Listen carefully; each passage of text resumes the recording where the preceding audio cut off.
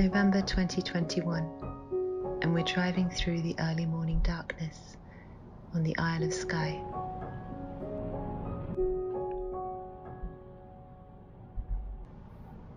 During months of lockdown, perhaps like you, I dreamt of escaping. I dreamt of escaping to the vast open wilderness of Scotland and her remote isles. We're nearing the end of 2 beautiful weeks, travelling through the mountains and glens, and we've now found our way to Skye.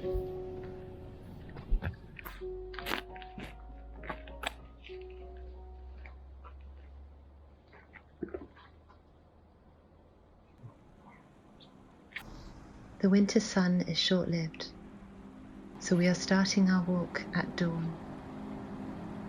Our plan is to chase the sunrise up Glen Sligachan, between the mighty Cuillin Mountains, in the very heart of Skye.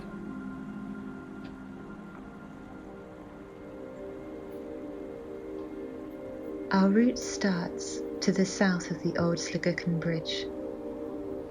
We plan to walk almost to the end of the glen, and then up to the saddle below Cuillin Mountains before descending to the beautifully hidden Loch Coruisk.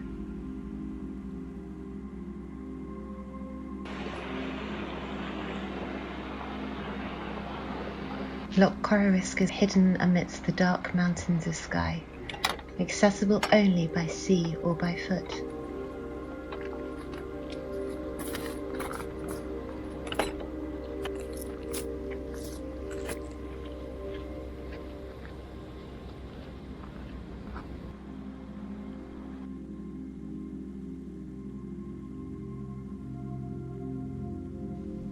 We pause to admire a statue of Professor Norman Colley and John Mackenzie, pioneers in the early exploration of the Cuillin Mountains, now standing guard, watching over them.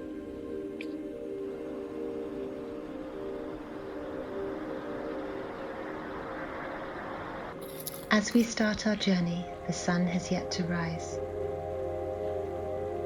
The colours of the glen are muted in the morning light. To our right, the imposing, jagged outline of Cuillin Mountains boldly stands out against the morning sky. The red hills and Masco look over us on our left.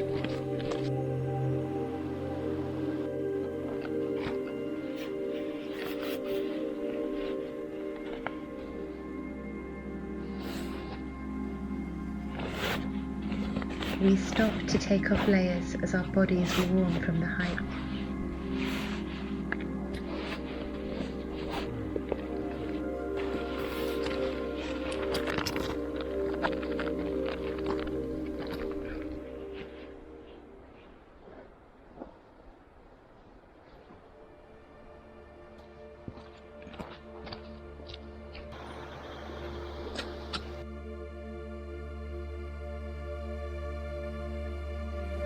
All around us now, the grass and heather are coming to life as the first rays of sun penetrate the valley floor and bring colour to them.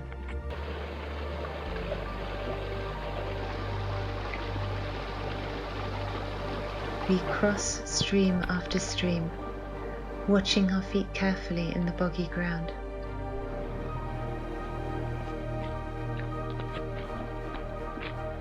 On reaching a river in full flow, we head upstream to find a crossing point, before finally deciding to cross back in the base of the valley, where the water runs less deep.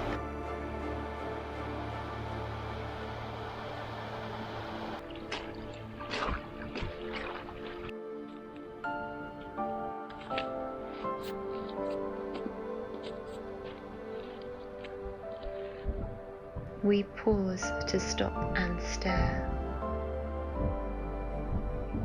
We drink in the mountains.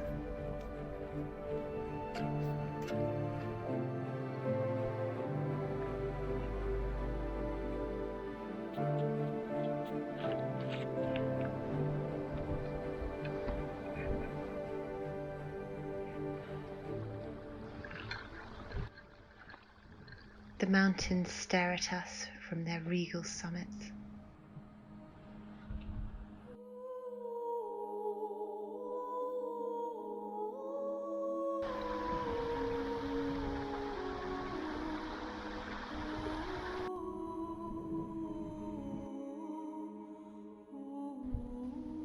After a long walk through the valley floor, our climb begins. The sun shines on us, but the wind is rising.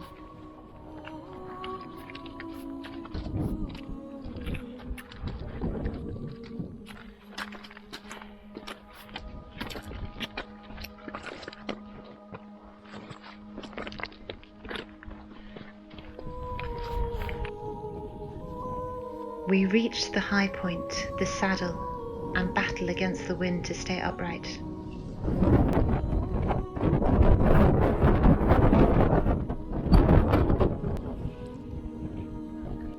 I then lead the descent down to Loch Coruisk. Time and daylight hours are against us, and we stop to deliberate if we can descend fully to the loch as we had planned to do. With much disappointment, we decide that it is time to retrace our steps and return to our car. However, on descending to the valley floor, we are delighted to see deer running through the glen, and we finish our walk, joyful in our hearts and eager to return.